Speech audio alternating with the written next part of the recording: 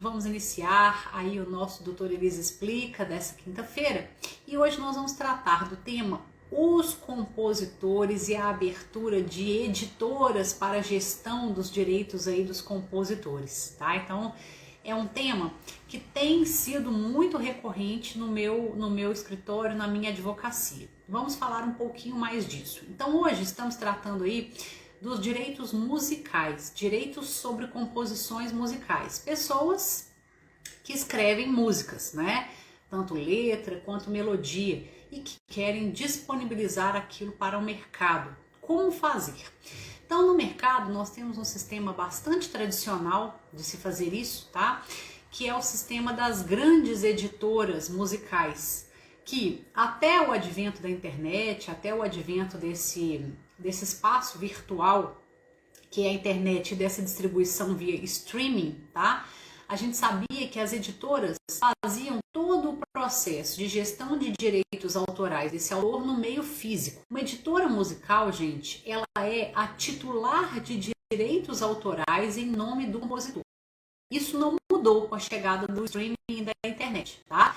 Então a editora musical é, na verdade, a empresa, pessoa jurídica, que faz um contrato assinado junto ao autor, ao compositor, passa a deter todos os direitos autorais em nome dele e passa a explorar esse direito no mercado, ou seja, autorizar a gravação de fonogramas e videofonogramas. O que são fonogramas e videofonogramas? Músicas gravadas, tá? E vídeos gravados, ok? Então são lá os vídeos, né, do YouTube, por exemplo, e de outras plataformas de vídeo, tá? E as músicas gravadas, os singles, né? Ou seja, aquelas canções que hoje são disponibilizadas lá no Spotify, na Deezer, e que antes disso, ainda na era analógica, né, eram disponibilizadas por meio de CDs, DVDs, né, mais tarde por outros meios de compartilhamento peer-to-peer, né, entre as pessoas, tá? Aí nas plataformas também. Então isso é o fonograma e o videofonograma. Então o principal objetivo do autor ao ceder esses direitos para uma editora é que essa editora possa gerir o seu catálogo de obras, que essa editora possa fazer contatos no mercado, que ela consiga efetivamente colocar essas obras para circular, né? Promover gravações aí para esse autor, possa, promover o nome do próprio compositor, né, na medida em que faz uma ponte entre esse compositor e muitas vezes alguns intérpretes famosos, né, muitas vezes algumas gravadoras interessantes. Então a editora ela tem esse papel de representante legal dos direitos do compositor.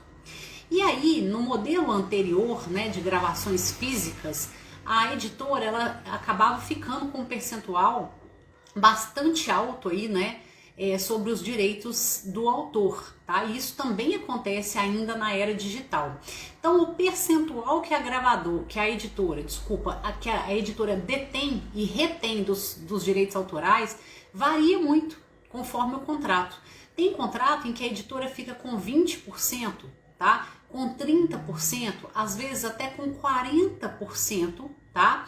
Do faturamento daqueles contratos que ela fechar em nome daquele compositor.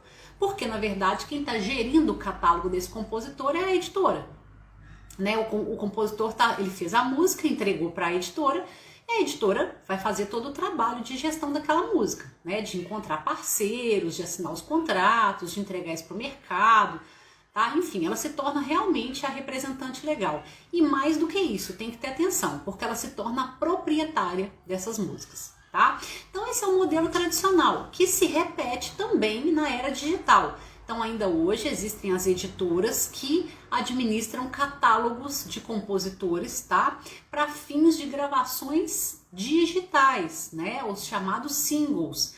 Então tem que pedir autorização para alguém. Ao invés de pedir para o autor ele mesmo, para o compositor ele mesmo, eu vou lá na editora a qual ele é filiado, tá? A qual ele pertence, e a editora sim é que vai me dar autorização, que vai dizer quanto que ela cobra, que vai fechar a negociação comigo, que vai assinar o contrato comigo para que eu possa utilizar aquela composição. Ok, pessoal? Então esse é um modelo tradicional, já existe, está no mercado, é amplamente praticado, tá? Só que o que a gente está percebendo? A gente está percebendo que está havendo uma mudança de comportamento com relação a esses compositores, tá? Cada vez mais os compositores têm se tornado artistas completos e muitas vezes gestores da própria obra. Então, muitas vezes, aquela mesma pessoa que compõe, ela é também intérprete e ela grava, né? Ela é também cantor, cantora, é músico, executante, né? Toca instrumentos e ela tem interesse em ela mesma gravar, né? Isso, tá? Ou ainda, ela tem ali alguns contatos no mercado e ela quer ela mesma poder fazer a gestão dos seus direitos, tá? Essa mesma pessoa. Isso é possível. Então o compositor, ele não necessariamente tem que fazer a gestão através de uma editora. Só que a gestão através de uma editora, além dessa vantagem, né, dele não ter nenhum trabalho de gestão, tem também uma questão importante, que é o recebimento dos royalties, né? Quando a música do compositor estoura, ele começa a receber muitos direitos, né? Muitos royalties, muitos pagamentos. Quando isso vem para a conta dele de pessoa física, ele tem que pagar imposto de renda sobre aquilo ali, né? Se ele tem uma pessoa jurídica que recebe isso e já transmite a ele a parcela que é dele, então aquilo já está processado, já entra na conta dele como um recebimento líquido, né? Então essa é uma vantagem de ter uma editora. Então, na medida em que os compositores, os autores musicais vão se tornando esses artistas mais completos, que querem gerir o processo todo, muitas vezes querem eles mesmos gravarem ou autorizarem quem vai gravar, quando eles mesmos querem distribuir, isso é muito comum, né? Como hoje a gente está num meio muito digital, às vezes aquele compositor, ele quer ele mesmo, tá? Autorizar uma gravação que vai ser distribuída, ou ele mesmo quer gravar, porque ele também é artista-intérprete, e ele quer distribuir lá, por exemplo, por um distribuidor digital independente. Isso também existe hoje, né? A gente tem alguns distribuidores que trabalham com o próprio artista, pessoa física, né? E não tem que ter nenhuma editora envolvida. Então, gente, neste caso, tá? Embora ele possa fazer tudo isso como pessoa física, tá? Ele pode fazer isso, ele pode lá autorizar ou proibir a gravação da música dele, ele pode gravar o próprio fonograma se ele também for artista-intérprete, né? Enfim, ele pode assinar todos os contratos. Embora ele possa fazer tudo isso, ele tem um caminho para fazer isso, que é abrir a própria editora dele. O que é isso, tá? Ele pode constituir uma microempresa, né? E essa microempresa, ela vai ser cadastrada lá na junta comercial com essa denominação de microempresa, para ele pagar uma tributação bem baixinha, tá? Uma tributação que passa a ser de 4,5% sobre o faturamento dele, tá? Nessa microempresa que ele vai abrir e que ele pode hoje abrir sozinho, porque hoje existe na lei a figura da sociedade individual limitada, tá?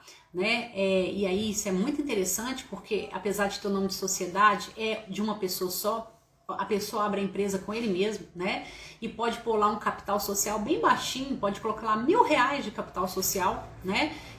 Que é um dinheiro assim relativamente possível de se conseguir para abrir uma empresa. Então, uma empresa bem pequenininha mesmo, vai ser registrada na junta e ele vai passar a ser o titular dessa empresa. Qual vai ser o objeto social dessa empresa? O que é objeto social? É o que a empresa faz, né? Então vai ser a atividade de edição musical, além do recebimento de royalties, de rendimentos autorais. Então existem essas classificações lá na junta comercial. Eu posso abrir uma empresa cujo objetivo seja fazer edição musical, fazer produção musical, porque aí esse compositor pode inclusive ser produtor fonográfico, tirar o ISRC das músicas se ele quiser, né? E fazer também o recebimento de royalties. Então vejam que com isso, tá? Tendo uma empresa em nome dele, ele pode fazer um contrato de cessão de todos os direitos dele, pessoa física, para essa empresa. tá? Essa empresa passa a ser a dona de todas as composições dele, de tudo que ele criar, né? E essa empresa passa a assinar os contratos que ele vier a fazer, podendo assinar tanto contratos de autorização de inserção dessas músicas em alguma gravação, quanto autorização de parcerias com essa música, quanto também recebimento de direitos autorais, tá? Dele na condição de compositor, quando ele for efetivamente, né, tocado, tá, lá através do ECAD, né? Então tudo isso é possível de se fazer através de uma editora própria que esse autor tenha, né? E aí, nossa, mas eu tenho que ter uma super estrutura administrativa, tenho que contratar funcionários, tenho que fazer um monte de coisa? Não, não preciso fazer esse monte de coisas, tá? Eu não preciso fazer tudo isso. Basta que eu, tá, efetivamente constitua a empresa na junta comercial, como uma microempresa, como eu disse para vocês, e que eu tenha, gente, o respaldo de um contador, tá, para todo mês fazer ali para mim a prestação de contas direitinho, ou seja, o que entrou, o que saiu, emitir a guia de recolhimento dos meus tributos, né?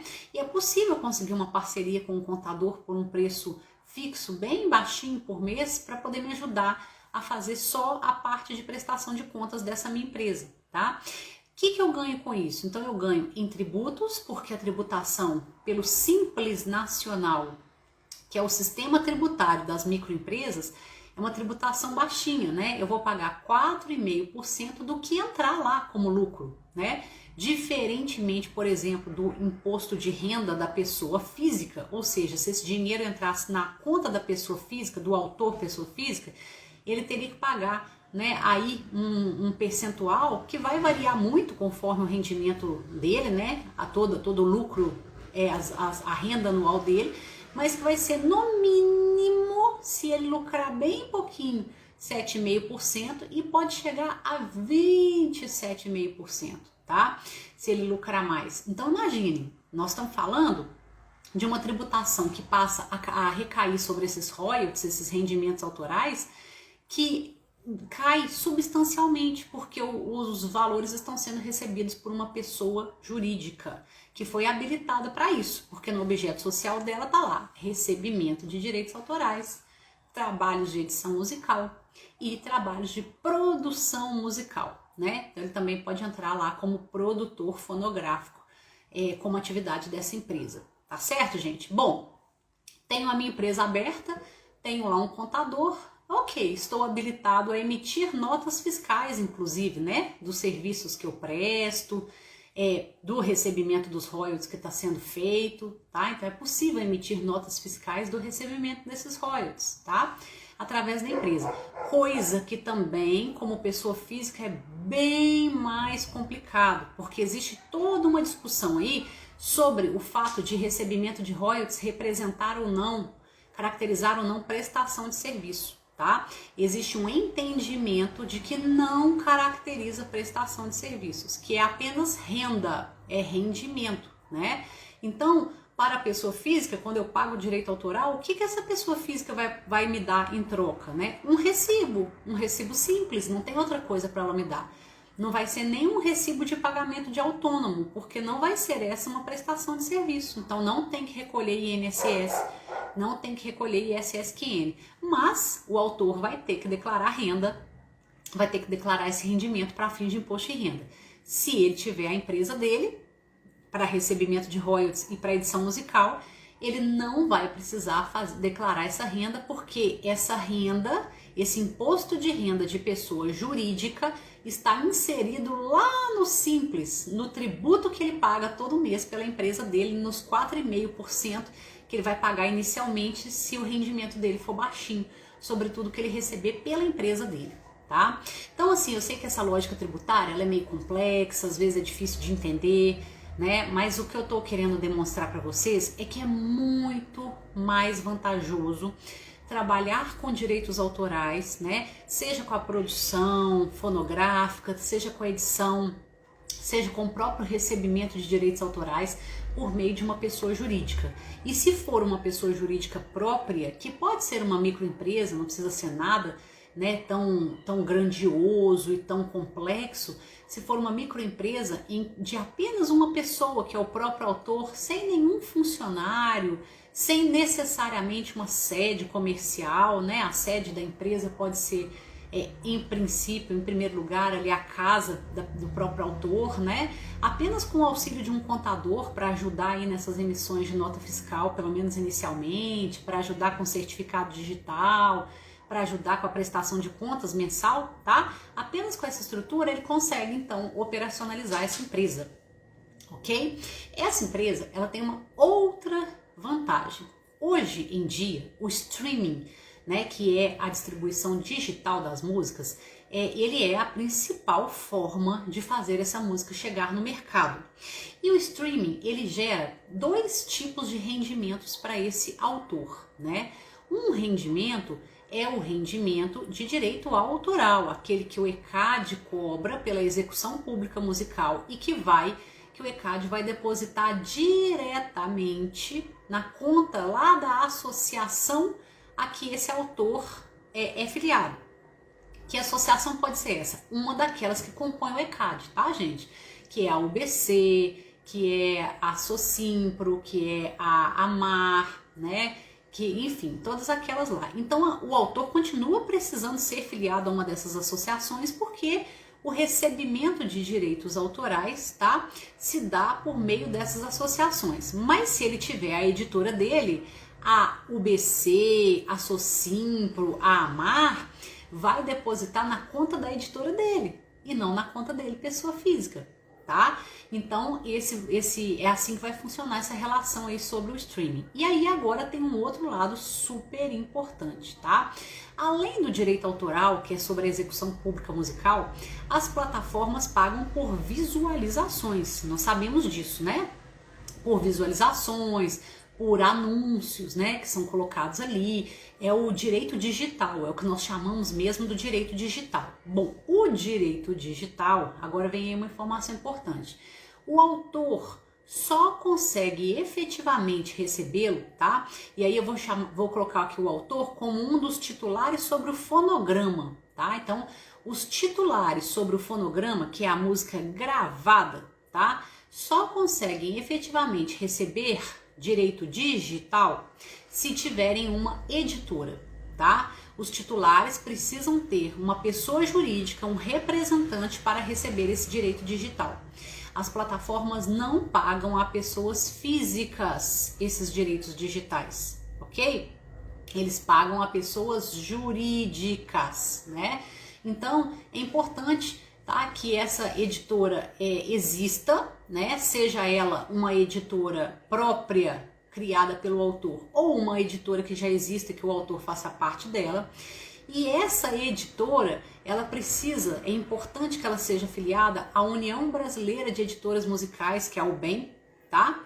Que é a entidade que representa esse segmento das editoras musicais junto às plataformas digitais, né? Mais uma vez, repito, eu sei que essa lógica é meio complexa, ela é mesmo, né? Assim, a gente está numa transição de meio físico para digital, hoje é tudo digital, essa lógica digital ela muda o tempo todo, ela se atualiza, mas é importante que a gente entenda essa relação de que a editora, tá, que vai representar ali o autor, né, para o recebimento de royalties e também para os recebimentos de quaisquer valores a título de visualização da obra dele, ela tem esse importante papel de representar então um canal, né, de distribuição de lucros para os titulares referente ao streaming, a distribuição digital pelas plataformas aí digitais, tá, gente?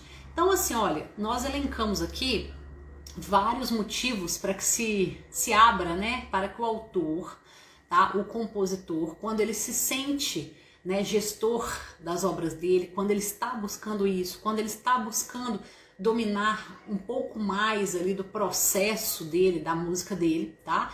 Então, vários motivos para que ele abra a própria editora dele, tá? Então, ele tem o motivo do recebimento de direitos autorais sem pagar o imposto de renda, porque quem vai receber é a empresa dele, né? E depois, é claro, ele pode fazer distribuição de lucros da empresa dele para ele, pessoa física, ele não vai pagar imposto de renda de novo, né? Porque já foi tributado, tá? Então, ele não paga imposto de renda e ele recebe os direitos autorais pela editora. Ele pode ser representado por essa editora junto às plataformas digitais para receber direitos digitais. Ele pode ser representado junto às plataformas digitais para receber execução pública musical por meio do ECAD, né?